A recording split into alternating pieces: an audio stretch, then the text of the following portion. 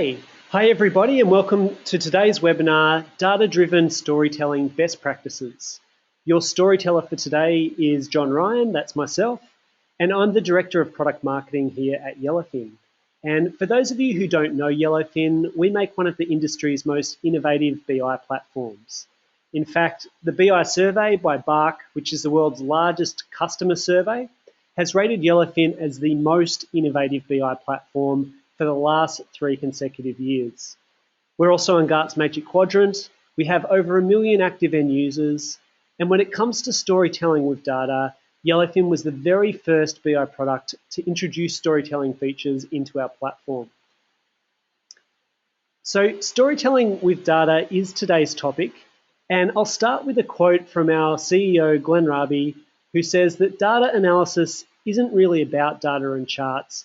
It's about finding and telling a story. And he's absolutely right. Analysts collect and analyze data. They find insights into what works, what's important, what are the risks and opportunities. But that insight and the data visualization alone is rarely enough to change people's minds. And it can be incredibly frustrating when the data is clearly giving us feedback that we should make a change, but nobody does anything about it. And it's not great for business either. So if we want those insights to mean something, then we need to give them meaning. And the best way to convey meaning is through a story. And that's what today's topic is all about. And it's an important topic because it really gets to the heart of why we do data analysis in the first place. So today's webinar is for analysts, presenters, and decision makers who value what the data is telling them and want to use that data to inspire change. And we're going to start by giving you an introduction into why storytelling with data is so important. We'll help you understand some of the challenges that people face when trying to present data. We'll share with you our recommendations and best practices to help you tell stories better. And we'll finish with some of the innovations that Yellowfin's bringing to market to help improve how people can tell stories with data. Now, some people do ask, why does data or insights need a story? Shouldn't the data alone speak for itself? And my job is to report fact, not fabricate a story. And that's certainly not what we're suggesting at all. We want your stories to be factual and the data to be accurate. However, fact and data alone are rarely enough to get people to do anything about them. And you can have a pile of facts and still not convince someone to change their habits, even if it's going to kill them. And that's because people rarely act by reason alone. We sometimes don't like to admit it, but as humans, we are driven by emotions. And it's not actually the information itself that's important to us, but the emotional impact about what that information means that affects us and changes us. And the power of a story is becoming more and more important, particularly in today's information age, where we have access to more information than ever before. And having a really powerful story that can unite that idea with an emotion is the best way to cut through. Now, it's said that those who tell the best stories become the best leaders. And movements are started, products have been purchased, and philosophies adopted with the help of a good story. A powerful story resonates with us, and great presenters like the ones you see on the screen here know how to transform their audiences. They bring us into their world and they persuade us to adopt their ideas, motivating us to take action. Now, emotions drive decisions, stories persuade, and persuasion is power. Many marketers are beginning to really understand the power of story. As Seth Godin points out, that marketing is no longer about the stuff that you make, but about the stories you tell. And data supports this as well. So there's been studies that show that if you have 2 products with the same features, it's the one with the emotional need, that appeals to the emotional need, that will be chosen. And a great example there is Coca-Cola, which it's not selling sugar water, it's selling happiness. Now, stories work so well because they are more memorable. And in another study, it was shown that people are significantly more likely to remember a story than remember statistics. Stories have more impact as well because they connect us with an emotion. And I gave you an analogy a few slides back about a pile of facts not being enough to motivate. And there's actually a physiological reason for this. So studies have shown that if we present a statistic to the brain or a fact to the brain, a certain area of the brain, which is the Broca's area, gets activated. And that activates the language part of our brain, which helps us understand but not feel. Now, when a story is shared, the audience feels that story. Our whole brain is activated and meaning is extracted. And when a story is told well, the audience feels well connected, not just to the story, but to the storyteller too. And that's because stories are more personal. Facts, figures, and arguments are important. Studies show that if we share a story, we're far more likely to remember the message, be persuaded by it, and feel connected to the message and the storyteller because it's connecting the left and the right brain together. When stories and data are connected, your audience can be moved both intellectually and emotionally. So if stories are so powerful, why are so many presentations boring? And if you've ever been trapped in a bad presentation, you know it immediately. And I find it very interesting that as technology has evolved so rapidly and our ability to analyze and visualize data has improved dramatically, the power of a story has still eluded so many presenters in the workplace, as this slide points out. So in this next section, we're going to focus on our data-driven storytelling best practices. And this is all about trying to help you improve how to tell any story which involves a data element. And best practice number one is that your data should visibly support your story. And it's quite common that people use tables of data in presentations. And every now and then, there is a time and a place for tables, but generally presentations are not it.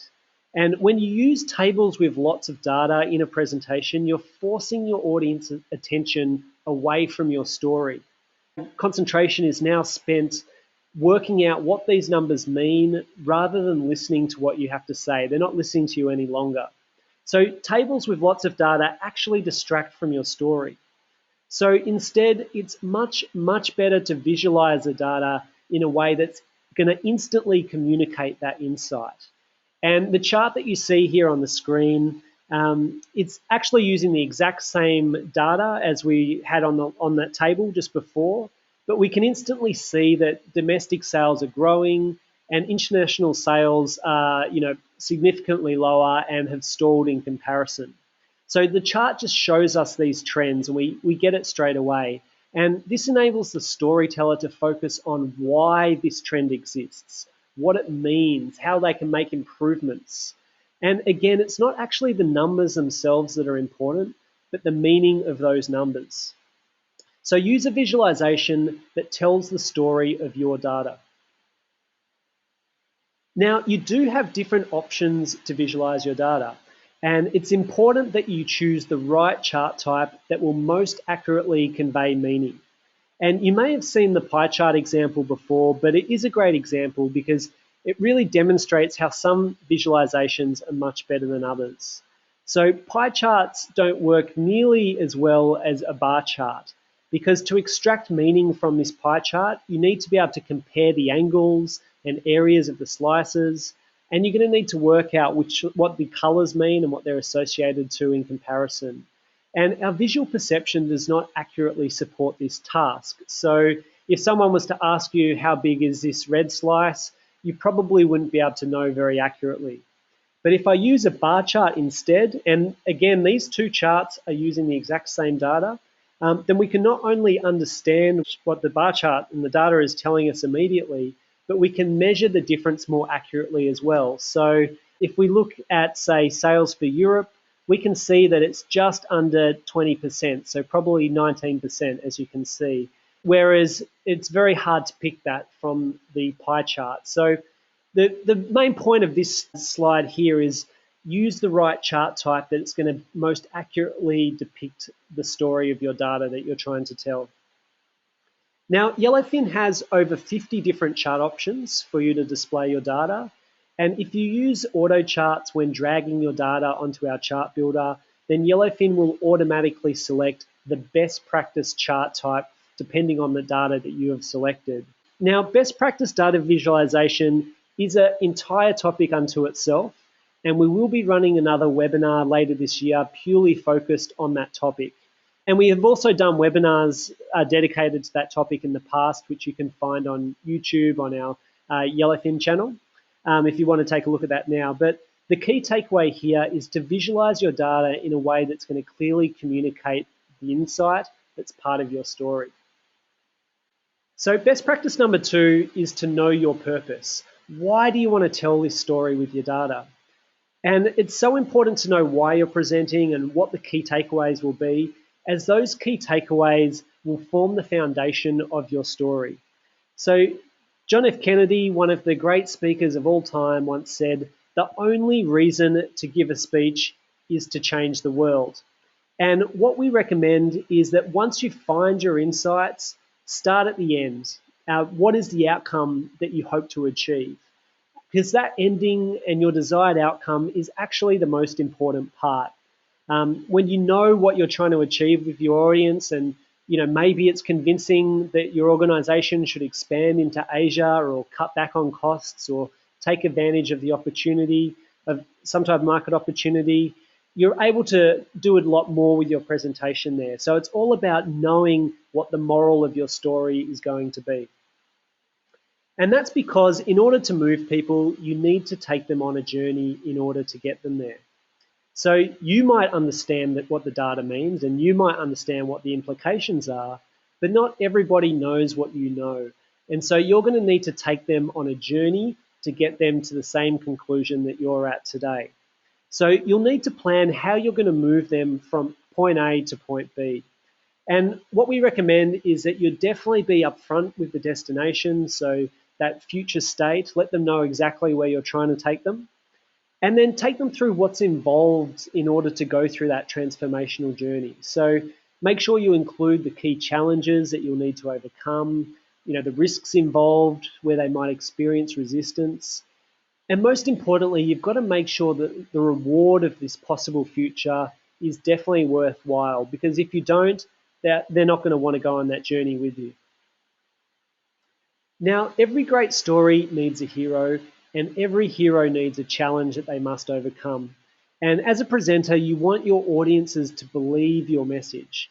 If they don't believe your message, then you actually lose. Your idea fails. So you want your audiences to see themselves as the hero of the story. The presentation is absolutely about them, and they should be relating to the hero and seeing themselves as the key part of the story.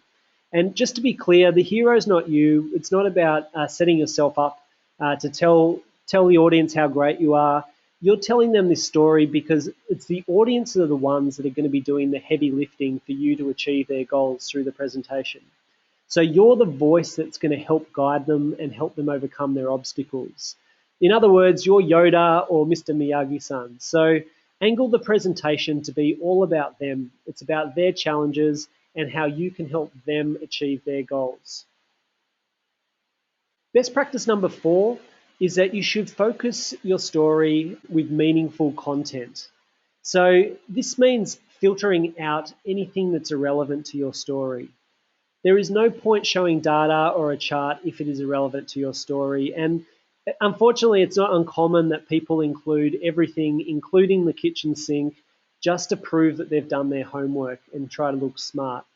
However, if you can keep your data and your facts relevant, you're actually going to enhance the story. If those facts are not elevating your story and helping move your audience on that journey, you need to take it out. And no matter how much you love that little bit of content, if it's not enhancing your story, be ruthless, because otherwise it is doing your story damage. And if you can do this, then everybody wins. And that is because less is more. Audiences are screaming for you to make it clearer, not cram more in. And nobody has ever said that a presentation would be much better if it happened to be longer. And less is more applies to what you put on the slides too. So don't clutter your slides with lots of different points.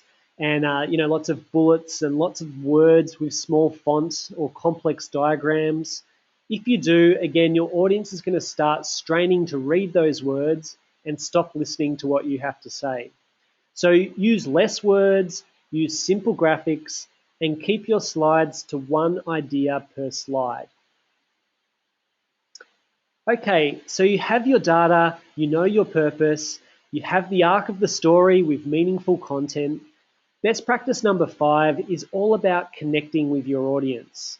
And keep in mind that we as humans crave connection. This is what the audience wants.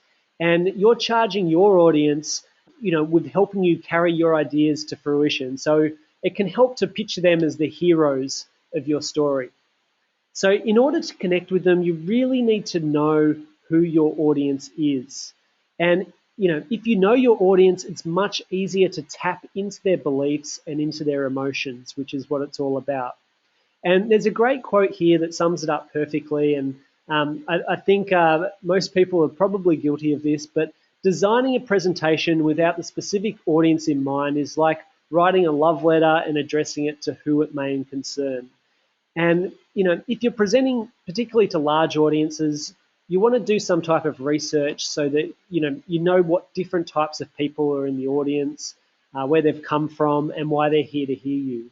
And when you know who they are, you can make your story more relevant to their internal map of the world, which is going to help you relate to them better.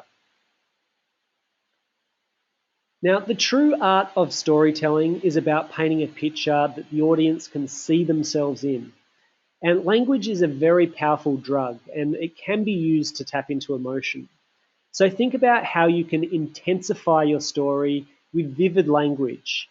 This includes using intonations in your voice, as well as including pauses to give the audience time to process what you're saying and feel what you're saying. Metaphors, parables, analogies are extremely powerful ways to make your point. And that's because metaphors have existing meaning and emotional associations attached with them. Metaphors stick, and they're more memorable because they help us relate concepts to everyday life. It also helps if you can use language that persuades.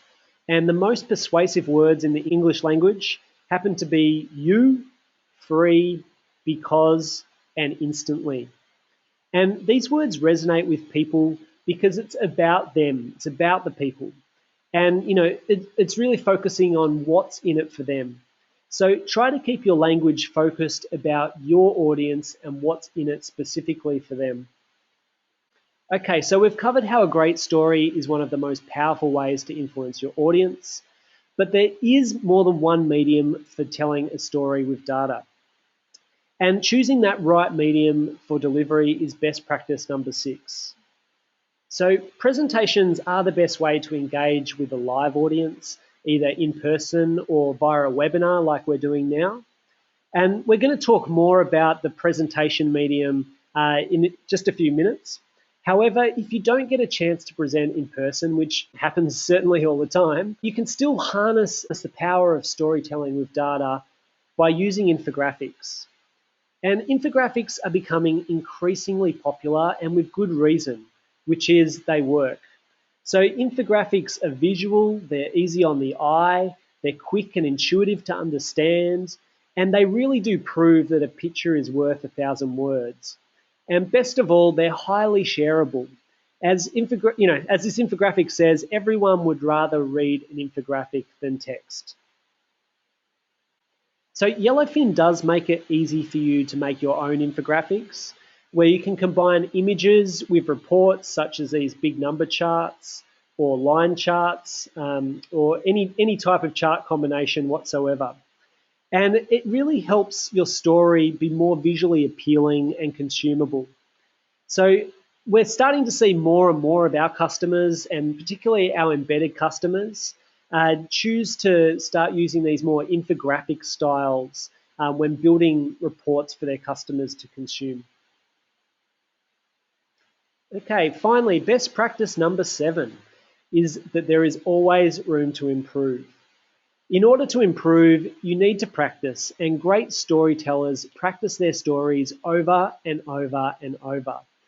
And they test them on different audiences as well, trying to get different feedback from those audiences. And it's important to remember that great stories do not happen by accident, and you need to invest your time in practice. It was said that Steve Jobs would take weeks writing and staging his presentations, then days rehearsing every facet of his presentation.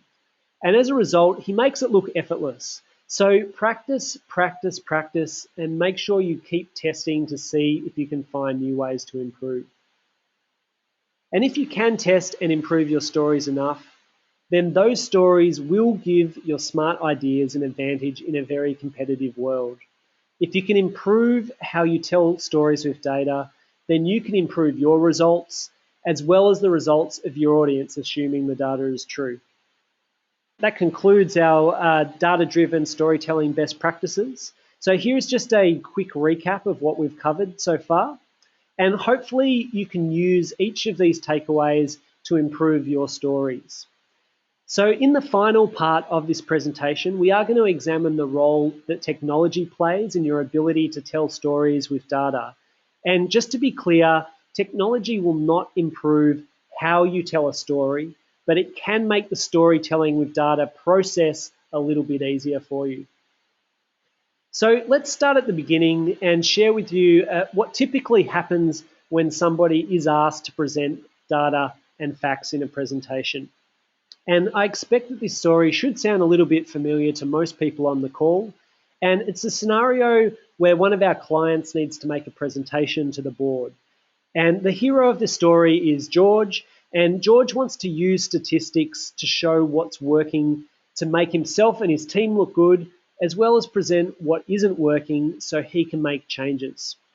Now, in order to get this presentation ready, our hero George needs to overcome a number of struggles. So first, he needs to find the right data to support his story. So in many cases, this might mean going to an analyst or to IT for help to access that data. Next, he needs to actually display that data in a way that's going to support his story, so getting that best practice visualization. Now, some of George's counterparts, a little bit, back in the past, and what they do is they get a CSV export from IT and they play around with, in Excel themselves with different chart combinations to create that content to put it in a PowerPoint presentation. But George has paid very good money for a very good BI platform, and he's weaned himself off that practice. So instead, he ends up exporting a static screenshot of his data visualization into PowerPoint instead.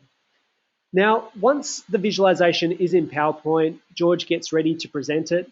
And if he's lucky, he won't need to, go back to IT or the analyst to ask for more details or more reports just because he thinks of a new question or something that he might get asked during that presentation. And also, hopefully for George, the data is not going to change too much because as soon as he takes that static screenshot, it is out of date. So finally, George does present to the board. He tells a fantastic story and he shares his results using all of the best practice that we talked about earlier in this presentation. And he suggests some changes for the board to make. But the board are interested in his suggestions. However, they have a number of different questions about the data. And there are things that they're unsure about. So rather than making the decision then and there, they ask George to just go back to the information and find out more before they answer and make a decision for themselves. Or perhaps worse, they decide to just go ahead and take action without really answering their own important questions first. So this tends to be the same process that so many people and organizations go through every day, and it's not a great process. And that's because what we're trying to do in this diagram is bring the data to the presentation. And in fact, it's much easier and much better if you can bring the presentation to the data instead. So it's probably a very good question that you should be asking, in that why would you pay very good money for a business intelligence tool that's meant to help you make better decisions if you're not going to actually use that business intelligence tool in the places where you make most of your decisions, your most important ones, which are generally in a meeting room? So the idea of Storyboard came to us in 2011, and as we mentioned earlier, Yellowfin was the first BI tool to include storytelling as part of our platform. And we've since continued to innovate here, adding rich mobile functionality and collaboration features that our customers are very familiar with. And how the idea of Storyboard came about was when we introduced our dashboard strip for the iPad app. And if you have used Yellowfin's iPad app before, then you'll know that our dashboard strip allows you to preview all of your reports with thumbnails that are actual representations of the chart. So it's a really intuitive way of browsing and consuming report content on a mobile device. And when we were in beta for this, we showed it off to one of our customers who said, it kind of looks like sexy slides. All you need to do is add a few placeholders and I could get rid of PowerPoint forever. And that was a bit of an aha moment for us. And that's really where the idea of Storyboard originated from. And in hindsight, it feels so obvious now, but at the time, nobody was doing anything like this at all. And there have been a few other BI tools since that have copied us or tried to copy us, but we still think they're quite a few years behind and have a lot to learn. And we know this because we've really put a lot of thought and effort into how we can really enrich the storytelling experience when people use Yellowfin instead of PowerPoint. And as we're going to show you in just a minute, there's lots of very rich functionality to help us do that. So we have been using Yellowfin this entire presentation, and as a viewer you can see it's a very similar experience to PowerPoint. Probably the major difference that you might have noticed at this stage is that we're running it through a web browser. However, rather than just including a static image of old data, which is what we were essentially doing before, instead of just getting that screenshot and copying and pasting it into the presentation, you can now leverage the full power of your business intelligence platform to tell a far richer and more interactive story with your data. So Storyboard allows you to embed live reports, and these reports contain all of the rich functionality, context, and metadata that you find in an enterprise BI platform. So, for example, I can hover over any part of the chart, and I can see more contextual information using the tooltips. I can change the time period that we're looking at with the slider bar, and you can see that our numbers at the top have also changed there. I can even change what metric that we're looking at. So at the moment, we're looking at invoice amounts. We could switch to cost, or we could switch to profit.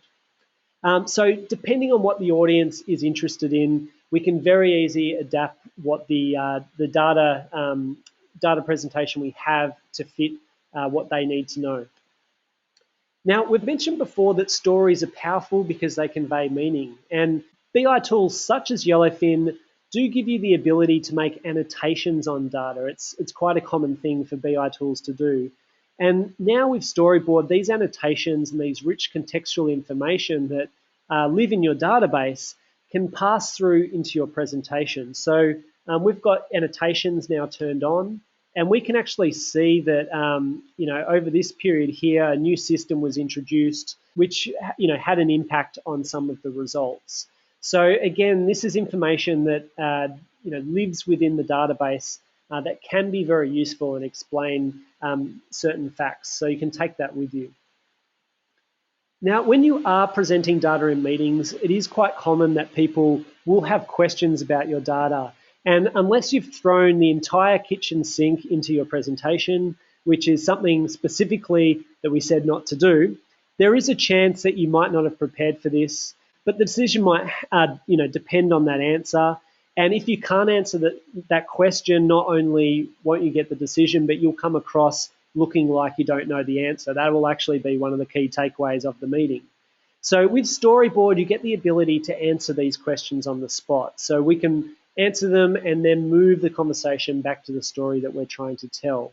So in this example is filters. So someone might be asking for more specific information just on a specific area of Asia, and we can just go into that and be able to give them that information straight away. So I've answered that question, and now I can move on. There are other variations of this. So another one is drill through, which is where you enable the report that's there to be able to drill through into other sub-reports.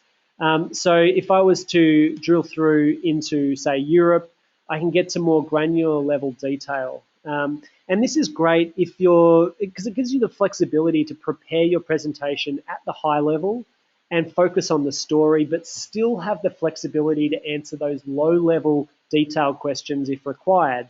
And it's really good for your personal credibility to be able to do that. Now, drill down is another way to interact with your story. So in this example, somebody is asking, what makes up these agency invoices? Where are these agencies? And we can just drill down into that data and see, well, actually, we've got 7 or 8 different agencies there, but it's this one specific agency that's bringing us all the revenue. So what are they doing right? And how can we help the other agencies? And now that that's answered, we can go straight back to our story. And then finally, another variation on this, which is particularly good, is drill anywhere. So this is where you can get down as granular as you like and keep slicing the data until you get the answer that you want. So, example of this might be, I currently want to drill down into Europe, and I might be interested specifically in male, female, so gender. So I'm now looking at just Europe, and I've broken that down to male, female. But I might not be finished there. So let's say I want to slice that further over time. So I can go to a year.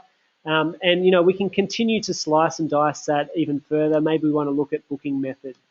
So what we've now done is we've looked at just the European data. We've focused just on females, and now we're focusing just in on 2009. And you can see the different booking methods. And with our breadcrumbs here, we can wind this back or start our drill anywhere again completely. So it's a great way to be able to answer any of those questions, curly questions in particular, that might come up when you are doing your presentation. And then finally, the last thing that we want to show you, and what we think makes a very big difference, is associated reports and the collaboration features. So we did spend a lot of time, as we mentioned, testing Storyboard, and we realized we needed to make a solution that would both help presenters keep their story at the right level of detail, but also give them the flexibility to answer those curveball questions that might come through. And we believe that we've done this with the idea of associated reports. So now not only are we enabling the presenter to take all of the data with them to the meeting, but they can keep their story succinct in terms of what they're trying to tell, and then branch off sideways to answer questions that are only if required. So if someone was to ask for a cost summary, which is not something that I intended to be part of the story, I can go to that report very easily. And what I'm doing is I'm navigating downwards. So if they weren't to ask for that, it would never appear to be as part of my presentation.